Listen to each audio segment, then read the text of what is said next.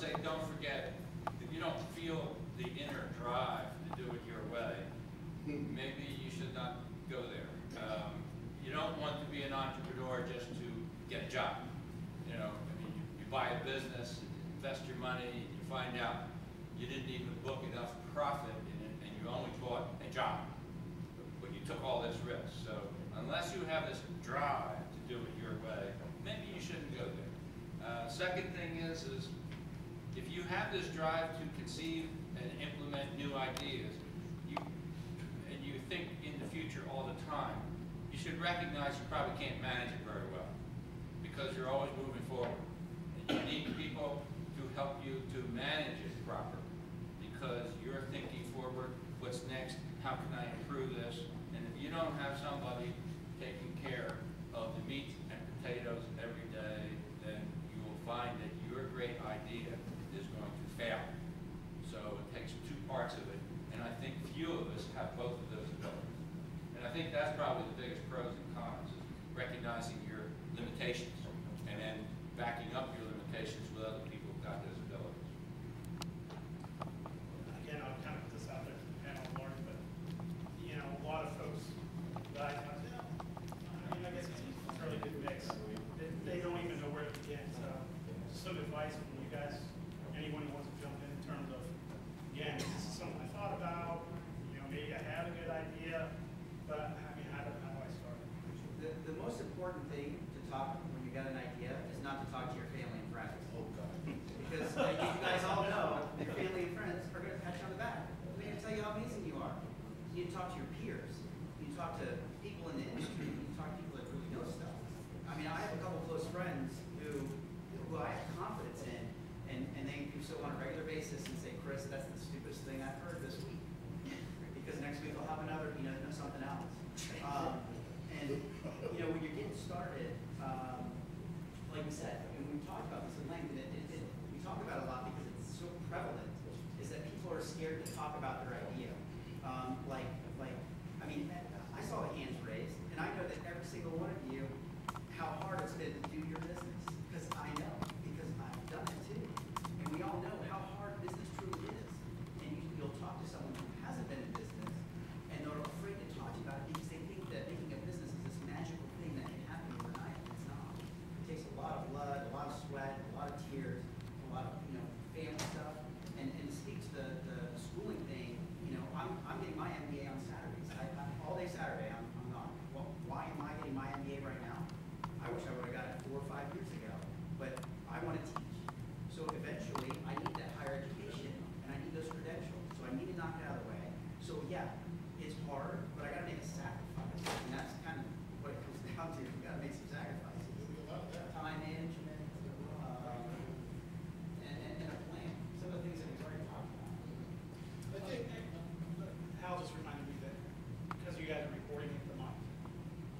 Oh. Hello. Testing 1, 2. One of the things that I've come across that kind of derails a lot of people along the way is they really don't realize what a business is. Okay? They confuse the product with the business. Okay? In other words, Grandma makes some kickin' fried chicken. You should open a restaurant. That is not a business idea. Okay? The chicken is the product. Okay? But the product is incidental. The business is the management and the marketing of that product. Okay? And that's why you'll see CEOs, was it D.I. Coca, goes from Ford to Chrysler, you know, or guys who they change industries completely at the top of the chain. Why? Because once you understand how to run a business, the product is interchangeable. Okay? Now you've got product knowledge, you need to know your audience and all those sorts of things. There's always going to be things you need to learn. But the bottom line is, if you can manage resources, we're talking human resources especially, technology, capital resources, and especially time, okay? You can pick and choose among your products. That's why we say don't be afraid of failure. Because the failure is in the other guy's mind. He thinks you failed. Okay, I'm on, what they say, the average entrepreneur is like 18 businesses before they actually hit it big. Okay, well ask any one of those entrepreneurs, did you fail 17 times? No. it's the Thomas Edison thing, you know, like, was it 500 times to invent the light bulb? You know, oh no, I didn't fail 500 times, I just found 499 ways it wouldn't work. Okay? Same with any entrepreneur. You know, those 17 business failures were just instruction along the way. You know, that was, oh yeah, I learned something, I switched to this. See, so never failed. Never failed at anything in my life. Okay? Other people might think you fail, but it's an internal drive. Like you said, if you don't feel the need to do it your way, and that's the big thing. It's gotta be your way. You know, or maybe not. Maybe your way is facilitating it so that other people can do it their way. That's the way to do it too. Okay? But the driving force, the driving energy comes from you.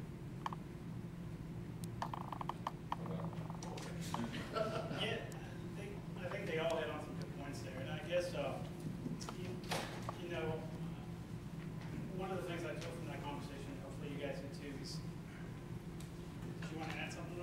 Well, actually, I have something to add, but maybe the panel wouldn't probably get what I'm going for, but you guys talk about ideas and having an idea, and that's all about entrepreneurship. It's having a great idea, but there's a lot more to a venture than just having a great idea.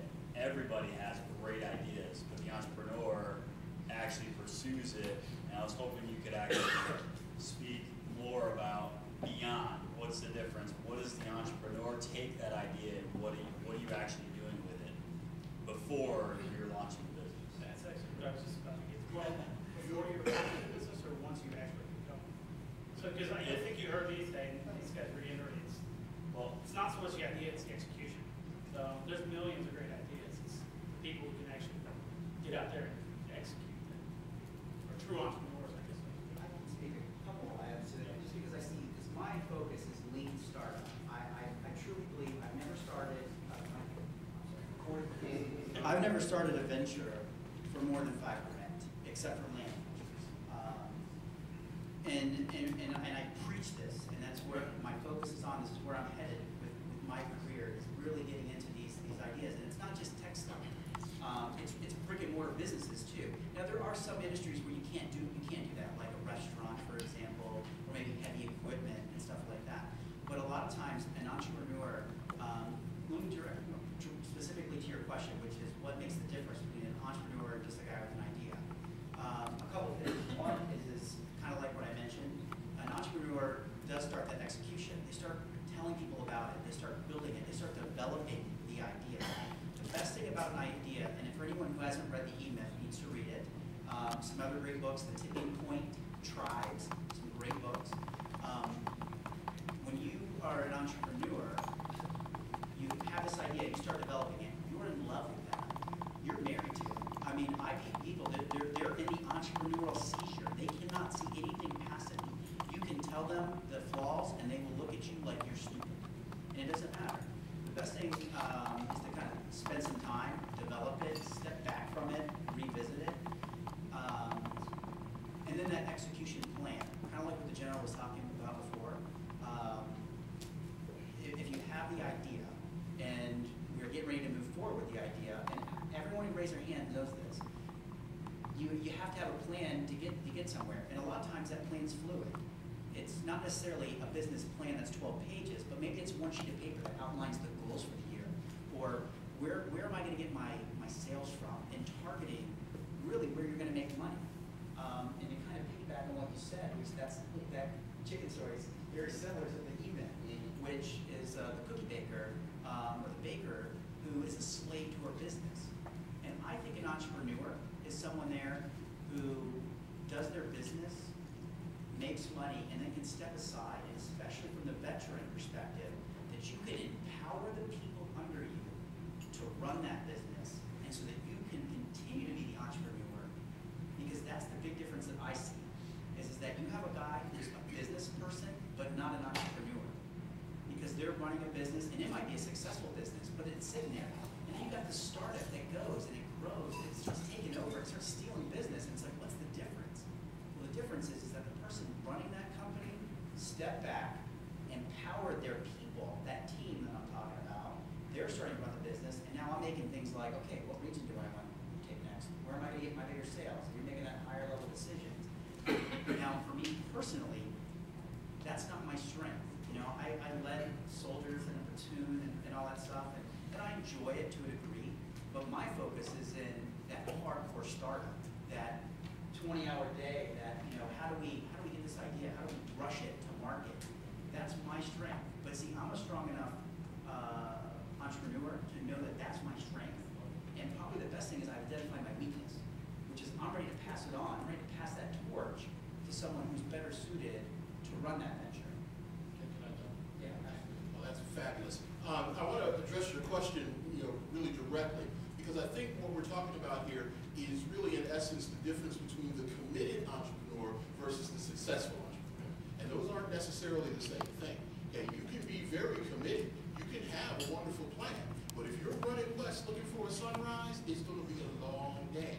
Okay, so I think with a successful entrepreneur, the difference that I see is the successful entrepreneur sees the need in the marketplace and then fills it, as opposed to creating the product and building the infrastructure, doing all these things, and then going out there and hoping that they can sell a solution to a problem that may not even exist.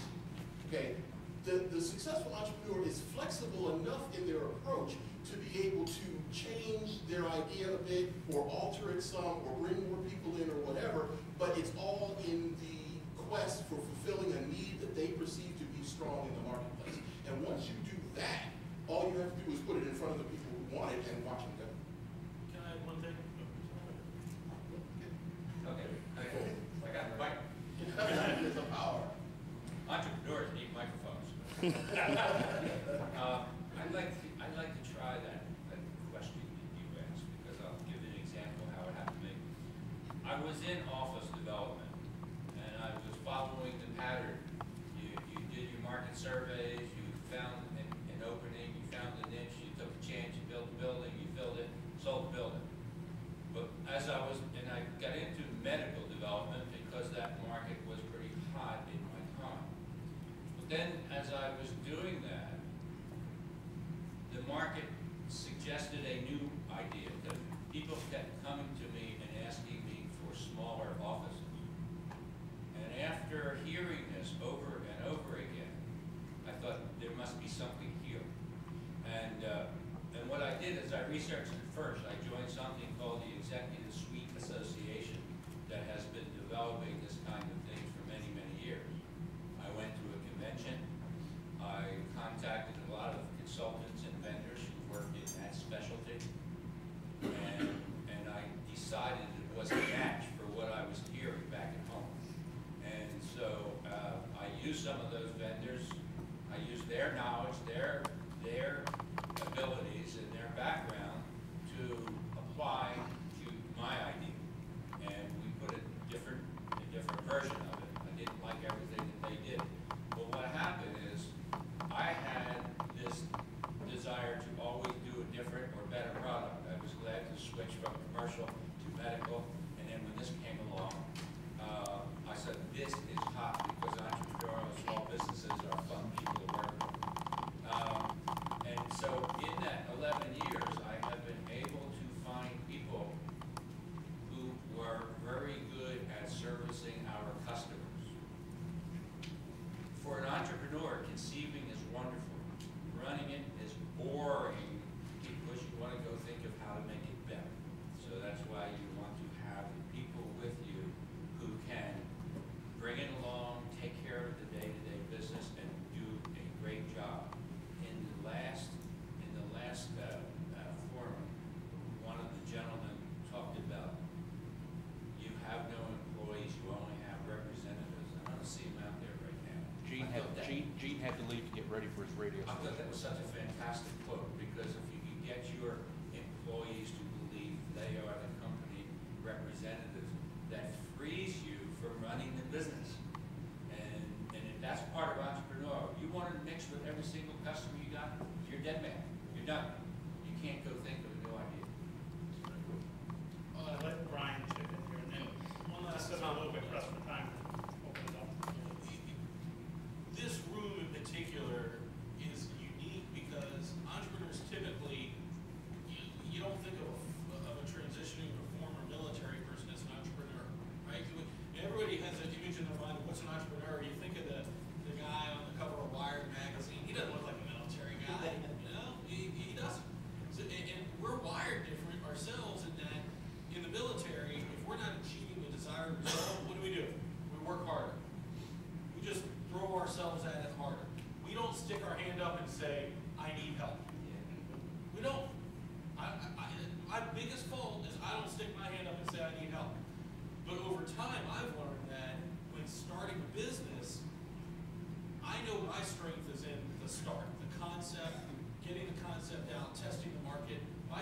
biggest strength isn't marketing and implementation to the market. So I've learned over the years to say, you know what, I'm gonna reach out to my network, some of these guys, and pull on them and cut them in. So entrepreneurs, be ready to cut people in. You talk about, you know, somebody playing I've Got a Secret. If you wanna play I've Got a Secret, you're not gonna get off the floor. So be willing to give up part of your business to cut people in. Yeah, that's an excellent point. I mean, it's the first thing, like I mentioned, when I started Entrepreneurship, I went out and I used LinkedIn. I said, there's gotta be other people. And my favorite saying is actually never reinvent the wheel. That have done this before, I'm gonna go talk to them. And I probably talked to 100 people. And when everything was said and done too, you know, preference, I had, you know, I also always say that, you know, when I build my team, I get my entire team together, I'm easily the dumbest one in the room, because hire people smarter, plain and simple. Don't be afraid to hire people a lot smarter than you, and don't be afraid to go out there and find people. You know, early on, equity was our only currency, and we got in advisors and board of directors and investors and partners, and I mean, opened the whole company up. In the end, raised about $2.2 million in capital, and had an amazing team that we used to build a business. So, like I said, team sport. Don't be afraid to. Don't be selfish. That's the other thing as an entrepreneur too. You need a key everywhere. So that being said, like I said, I think we got about 10 more minutes here. Wanted to, you know, like I said, if anyone else has anything that they want to add, because there's so many business owners out here. I guess I got you first. Go ahead. For Brian, in starting a consulting business, is it all about networking, or in starting a consulting business, is it all about networking, or are you going to also utilize some more traditional marketing ways to get your first few customers and then to grow? Great question, and you answered it yourself. The first customers come from folks that have told me, hey, you start consulting, we'll hire you right away. After that, you build. You know, like anything, you have your strategy. How deep do you want to go? Do you want it to be, you know, a part-time thing? Do you want it to be, you want to grow employee and staff-wise? So you're gonna have your plan with it. But I would tell you, if you're starting a consulting business, get some paying clients that'll agree to it before you open your door, because that way you've got referrals, references. I mean, they're all there for you, and again, you do a good job for them. The people in the room, the people that, you know, whether you're speaking to a group or, you know, whether you're going in and fixing a plan, the people that you help, it'll build on itself. So yeah, great point, and very appropriate. Thank you. By the way, happy birthday.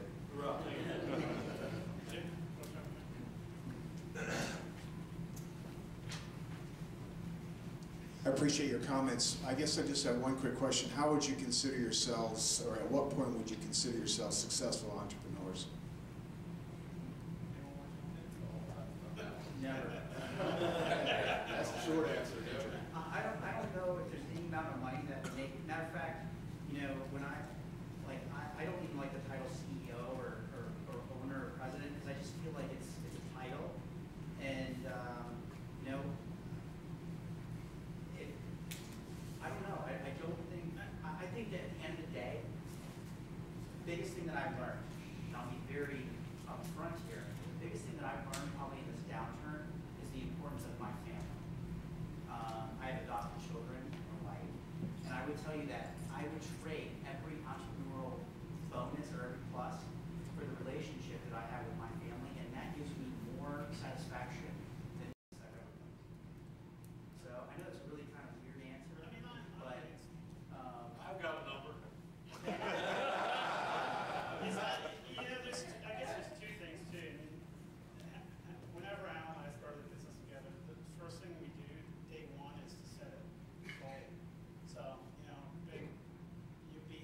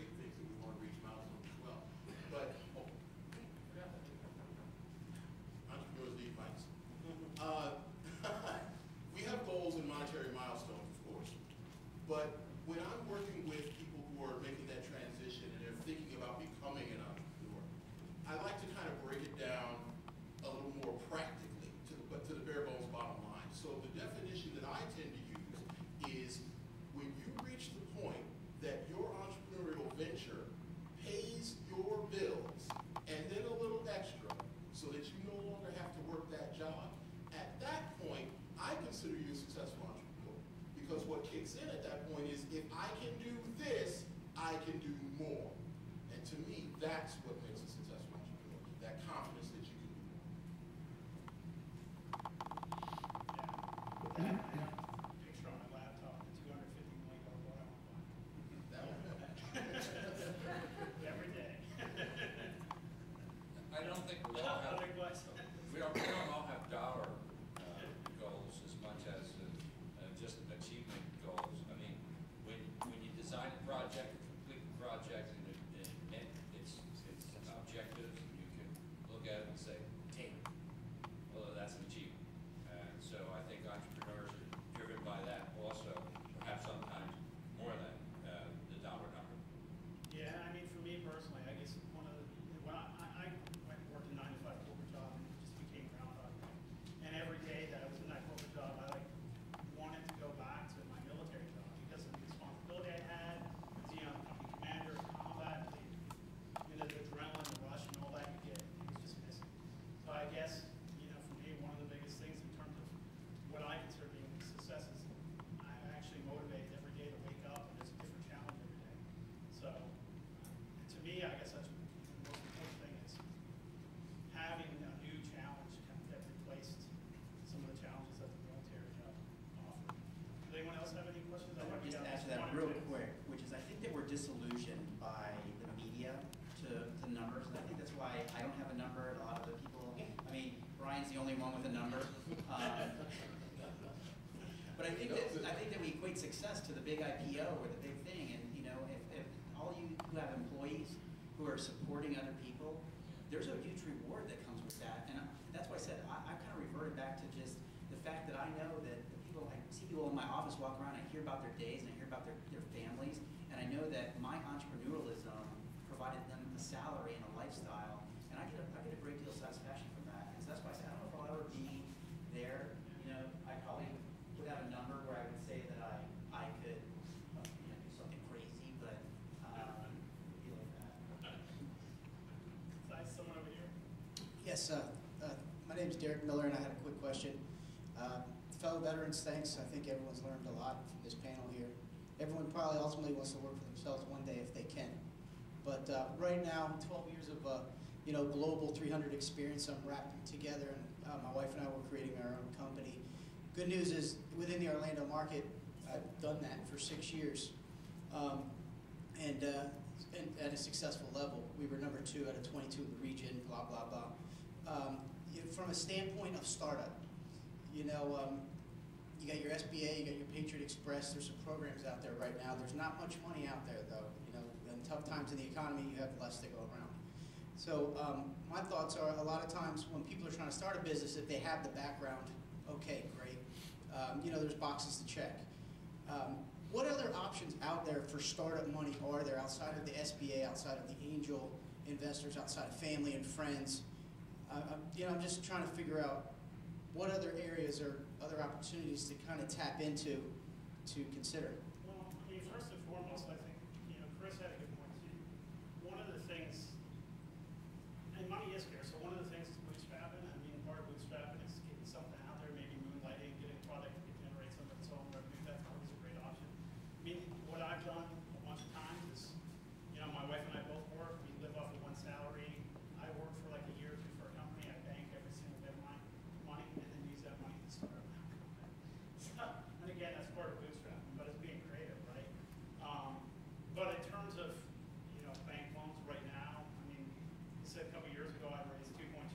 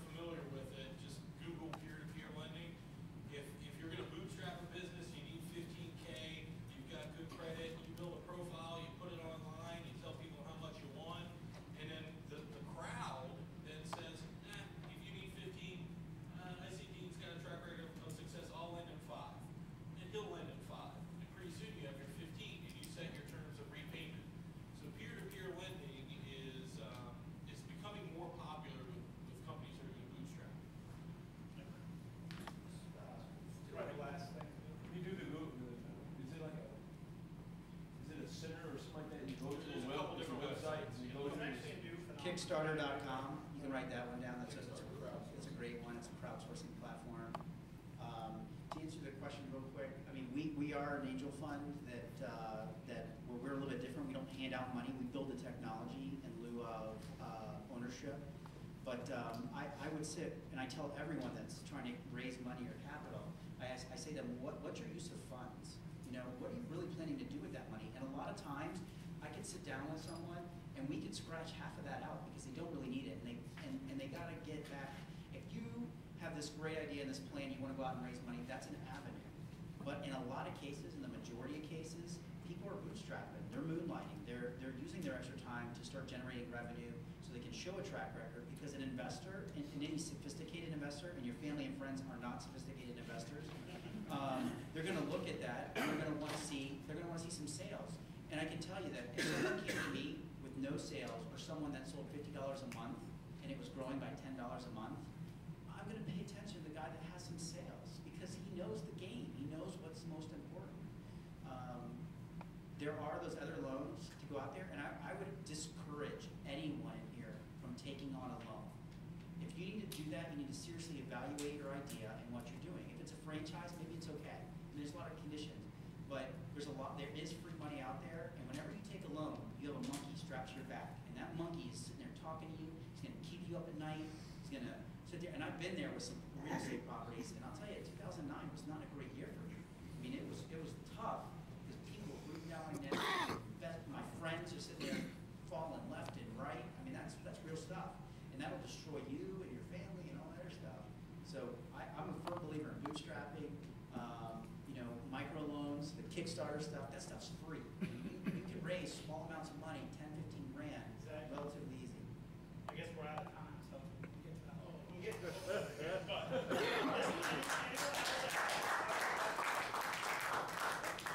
Once again, I mean, we're going out here networking after this next panel, so feel free to hit any of us up on Twitter.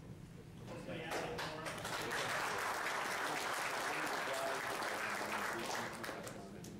Thanks, guys. Okay, we're going to go right into the next panel, so if we get everybody in the professional development networking panel, please come on up to the stage. Thanks, guys.